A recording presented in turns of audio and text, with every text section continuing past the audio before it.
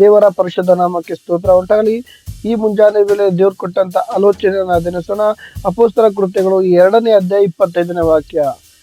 ಆತನ ವಿಷಯದಲ್ಲಿ ದಾವೀದನು, ಕರ್ತನು ಯಾವಾಗಲೂ ನನ್ನೆದುರಿನಲ್ಲಿರುವುದನ್ನು ನೋಡಿದ್ದೇನೆ, ನಾನು ಕದಲದಂತೆ ಆತನು ನನ್ನ ಬಲಗಡೆಯಲ್ಲಿಯೇ ಇದ್ದಾನೆ. ಆಮೇನ್.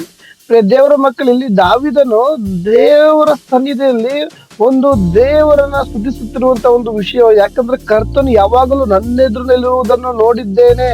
ಒಂದು ಸೌಲನ ಅವನ್ನ ಸಾಯಿಸ್ಬೇಕು ಅಂತ ಬಂದಾಗ ಅವನಿಗೆ ಎಷ್ಟೊತ್ತು, ಯಾಕಂದ್ರೆ ಗೊಲ್ಯಾತನನ್ನ ಹೊಡೆದಂತ ದಾವೀದ ಸೌಲನ ಕೂಡ ಅದೇನು ದೊಡ್ಡ ವಿಷಯ ಅಲ್ಲ, ಹೌದಲ್ವಾ? ಯಾಕಂದ್ರೆ ಅವನಿಗೊಂದು ನಂಬಿಕೆ, ಈ ಲೋಕದ ನನ್ನೆಲ್ಲರೂ ಸರ್ವಶಕ್ತ ದೇವರು. ಯಾಕಂದ್ರೆ ಅವನೊಂದು ದೇವರಿಗೆ ಭಯಪಟ್ಟು ಜೀವಿಸ್ತಿದ್ದೆ. ಯಾಕಂದ್ರೆ ಅಭಿಷೇಕ್ತನ ಮೇಲೆ ನಾವು ಕೈ ಎತ್ತಬಾರ್ದು ಅಂತ ಅವನೇನ್ ಮಾಡ್ದ, ಅಭಿಷೇಕ್ತನ ವಿರುದ್ಧ ಮಾತಾಡಬಾರ್ದು, ಒಂದ್ ಕೈ ಎತ್ತಬಾರ್ದು, ತಿರುಗಿ ಬೀಳ್ಬಾರ್ದು ಅಂತ ಅವನ್ ಎಷ್ಟೇ ಸೋಲನ್ ಬಂದ್ರು ಸಹ, ಹಿಂದೆ ಓಡಿಸ್ಕೊಂಡ್ ಬಂದ್ರು ಸಹ ಅವನು ತಪ್ಪಿಸ್ಕೊಂಡು ಹೋಗ್ತಾ ಇದ್ದ.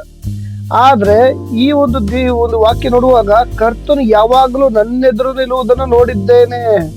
ಆಮೇಲೆ ಸ್ತೋತ್ರ. ಯಾಕಂದ್ರೆ ಈ ಒಂದು ದಿನದಲ್ಲಿ ದೇವರ ಮಕ್ಕಳೇ, ಈ ಮುಂಜಾನೆ ವೇಳೆ ಪ್ರತಿಯೊಬ್ಬರ ಜೀವಿತದಲ್ಲಿ ಈ ಒಂದು ತಿಳುವಳಿಕೆ ನಮ್ಗೆ ಬರ್ಬೇಕು. ಯಾಕಂದ್ರೆ ಕರ್ತನು ಯಾವಾಗಲೂ ನನ್ನ ಎದುರಿನಲ್ಲಿರುವುದನ್ನು ನಾನು ನೋಡಿದ್ದೇನೆ. ನಿನ್ನ ಎದುರಿನಲ್ಲಿ ಇಗೋ ನಿನ್ನ ಪಕ್ಕ ಸಂಘ, ನಿನ್ನ ಬಲಗಳಲ್ಲಿ 1000 ಜನ, ಎಡಬದಲ್ಲಿ 10,000 ಸತ್ತು ಬಿದ್ದು ನಿನಗೆ ಯಾವ ಕೇಳು ತಟ್ಟದು, ಯಾವ ಕೇಳು ಸಂಭವಿಸುವುದು, ಉಪದ್ರವ ನಿನ್ನ ಗುಡಾರದ ಸಮೀಪಕ್ಕೆ ಬರುವುದಿಲ್ಲ. ಇಂತಿಂತ ವಾಗ್ದಾನ ನಮ್ಗೆ ದೇವ್ರು ಕೊಟ್ಟಿದ್ದಾರೆ. ಅಂದ್ರೆ ದೇವ್ರ ವಾಕ್ಯ ಈ ರೀತಿ ಬರಬಿಟ್ಟಿದೆ, ಕರ್ತನು ಯಾವಾಗಲೂ ನನ್ನ ಎದುರಲ್ಲಿ ಇರುವುದನ್ನು ನೋಡಿದ್ದೇನೋ. ಆಮೇನ್. ಅವನು ಹೇಳ್ತಾರೆ, ದೇವ್ರು ನನ್ನ ಸಂಗಡ ಇದ್ದನ್ನು ಯಾವಾಗಲೂ ನೋಡಿದ್ದೇನೆ. ಯಾಕಾಗಿ ಅಂದ್ರೆ ನಾನು ಕದಲದಂತೆ ಆತನು ನನ್ನ ಬಲಗಡೆಯಲ್ಲಿಯೇ ಇದ್ದಾನೆ.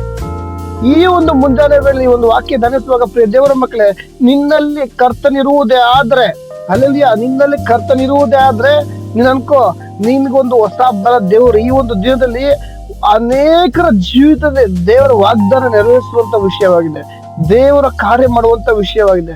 ದೇವರು ಇನ್ನೇನು ದೇವರ ಸಂಕಲ್ಪ ನೆರವೇರುವಂತ ಸಮಯ ಹತ್ರ ಬರ್ತದೆ. ಯಾಕಂದ್ರೆ ಈ ಒಂದು ದಿನದಲ್ಲಿ ನಿನ್ನ ಜೀವಿತದಲ್ಲಿ ಕರ್ತನ ಇರುವುದೇ ಆದ್ರೆ ಶತ್ರುವಿಗೆ ಜಾಗವಿಲ್ಲ. ನೀವ್ ಅನ್ಕೋಬಹುದು, ದೇವರೇ ನನ್ನಲ್ಲಿ ಈ ತರ ಒಂದು ಕೆಲಸ ನನಗೆ ಹಿಂಸೆ ಕೊಡ್ತಾ ಇದ್ರೆ, ನನ್ನ ಮನೆಯಲ್ಲಿ ನಂಗೆ ಸಮಾಧಾನ ಇಲ್ಲ, ಅಥವಾ ನನ್ನ ಒಳ ಹುಟ್ಟಿದವ್ರು ನನ್ನ ನೋಯಿಸ್ತಾ ಇದ್ರೆ ಅಂದ್ರೆ ನೀನ್ ಅನ್ಕೋ, ಎಲ್ಲೋ ನಾನು ಕರ್ತನ್ಗೆ ನನ್ನ ಸಂಗಡ ಇಲ್ಲ, ಕರ್ತನ ನನ್ನ ಜೀವಿತದಿಲ್ಲ ಅಂತ.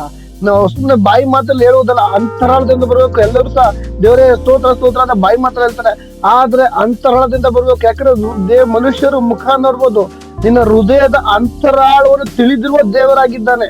ನಿನ್ನ ಹೃದಯದಿಂದ ನಿನ್ನ ದೇವರನ್ನು ಧ್ಯಾನಿಸುವುದೇ ಆದರೆ ನೀನ್ ಎದುರಿನಲ್ಲಿ ಆತನಿರುವಂತನಾಗಿ, ಈಗೋ ನಾನು ನಿನ್ನ ಪಕ್ಕದಲ್ಲಿ ಇರುತ್ತೇನೆ. ಆಮೇಲೆ ದೇವರಿನ ಸಂಗಡ ಇರುವಾಗ ಶತ್ರು ನಿನ್ನ ಕದಲದಂತೆ, ನಿನ್ನ ಕದಲಿಸ್ಬೇಕು, ನಿನ್ನ ಬೀಳಿಸ್ಬೇಕು. ದೇವರ ಒಂದು ಧ್ಯಾನನೇ ಬರಬಾರ್ದು, ಪ್ರಾರ್ಥನೆ ಒಂದು ಅಂಶ ನಿನ್ನ ಜೀವಿತದಲ್ಲಿ ಬರಲೇಬಾರ್ದು. ಏನೇ ಬಂದ್ರು ನೀನ್ ಯಾವಾಗ ಹೆಂಗೆ ಇರ್ಬೋದು, ನಿನ್ನ ಮನಸ್ಸು ಹೆಂಗಿರ್ಬೇಕು, ಎಂತ ಕಾರ್ಯ ಆದ್ರೂ ದೇವ್ರು ನನ್ನ ಸಂಗಡ ಇದ್ದಾರೆ. ಅದ್ ಎಂತ ಪರಿಸ್ಥಿತಿ ಇರೋ ದೇವ್ರು ನನ್ನ ಸಂಗಡ ಇದ್ದಾರೆ. ಸೋತೋಗಿರೋ ಪರಿಸ್ಥಿತಿ ಇರ್ಬೋದು, ಅಥವಾ ಕಣ್ಣೀರಿನ ಪರಿಸ್ಥಿತಿ ಇರ್ಬೋದು, ದುಃಖದ ಪರಿಸ್ಥಿತಿ ಇರ್ಬೋದು, ಎಂತ ಸಮಯದಲ್ಲೂ ಸಹ ದೇವರು ನನ್ನ ಸಂಗಡ ಇದ್ದಾರೆ. ಯಾಕಂದ್ರೆ ನಾನು ಕದಲ್ಬೋದು, ಒದ್ದಾಡ್ಬೋದು, ಆದ್ರೆ ಬಿದ್ದೋಕೆ ಆತನ ಅನುಭವಿಸಲ್ಲ. ಇದ್ರ ನಿನ್ನ ಕಣ್ಣೀರ್ ಹಾಕಿ ಒಬ್ಬರು ನಿನ್ನ ನಿಂದಿಸ್ಬೋದು, ಆದ್ರೆ ಇನ್ನೊಬ್ಬರ ಮುಂದೆ ನಿನ್ನ ತಲೆ ತಗ್ಗಿಸುವಾಗ ದೇವ್ರು ನಿನ್ನ ಮಾತನಾಡಿಸೋದಿಲ್ಲ. ಯಾಕಂದ್ರೆ ನಿನ್ನ ಬಲಗಡೆಯಲ್ಲಿ ನಿನ್ನ 1000 ಜನ, ಎಡಬಲದಲ್ಲಿ 10,000 ಸತ್ತು ಬಿದ್ದರು ನಿನಗೆ ಯಾವ ಕೇಳು ತಟ್ಟದು. ಶತ್ರುವಾದವನು ಏನೇ ಕುತಂತ್ರ ಮಾಡುವುದು ನಿನ್ನ ಆತ್ಮಿಕ ಜೀವಿತದಿಂದ ಬೀಳ್ಸೋದಕ್ಕೆ. ಈ ಒಂದು ದಿನದಲ್ಲಿ ಪ್ರಿಯ ದೇವರ ಮಕ್ಕಳೇ, ಒಬ್ಬೊಬ್ಬರ ಜೀವಿತದಲ್ಲಿ ದೇವರು ಶುದ್ಧೀಕರಿಸಿ ಆತನ ವಾಗ್ದಾನವನ್ನು ನೆರವೇರಿಸುವ ಸಮಯ ಹತ್ರವಾಗ್ತಾ ಇದೆ ಪ್ರಿಯ ದೇವರ ಮಕ್ಕಳೇ. ಆದ್ರಿಂದ ಈ ಮುಂಜಾನೆ ವೇಳೆ ನಮ್ಮ ಒಂದೇ ಒಂದು ನಂಬಿಕೆ, ದೇವ್ರೇ ನೀ ನನ್ನ ಎದುರಲ್ಲಿ ಯಾವಾಗೂ ಇದೆಯಾ. ದಾವೀದನ ಯಾವ ರೀತಿ ದೇವರನ್ನ ಧ್ಯಾನಿಸ್ತಾರೋ ಅದೇ ಪ್ರಕಾರ ಈ ದಿನ ದೇವ್ರ ನೀನ್ ನನ್ನ ಎದುರು ಸದಾಕಾಲ ಇದೆಯಾ, ನಾನು ನಂಬುತ್ತೇನೆ. ನಾನು ಕದಲಂತೆ ನೀನ್ ನನ್ನ ಬಲಗಡೆ ಸದಾಕಾಲ ಇರುವೆ. ಆಮೇನ್. ನೀನ್ ಈ ರೀತಿ ನಂಬಿಕೆಯಿಂದ ಇರುವುದೇ ಆದ್ರೆ ಶತ್ರುನಿಂದ ಮುಟ್ಟಕ್ಕೂ ಸಹ, ನಿನ್ ಬಗ್ಗೆ ಚಿಂತೆ ಮಾಡಕ್ಕೂ ಸಹ ಅವನಿಗೆ ಭಯ ಉಂಟಾಗುತ್ತೆ. ಯಾಕಂದ್ರೆ ನೀನ್ ಇರುವಷ್ಟಲ್ಲ ತನ್ಗೆ ಭಯ ಉಂಟಾಗಬೇಕು ಹೊರತು ಅವ್ನ್ ನೋಡಿ ನೀನ್ ಭಯ ಬೀಳ್ಬಾರ್ದು. ಈ ದಿನದಲ್ಲಿ ದೇವ್ರಿಗೆ ಸ್ತೋತ್ರ ಮಾಡಿ, ದೇವ್ರ ಸದಾಕಾಲ ಸಂಗಡ ಇರೋನು.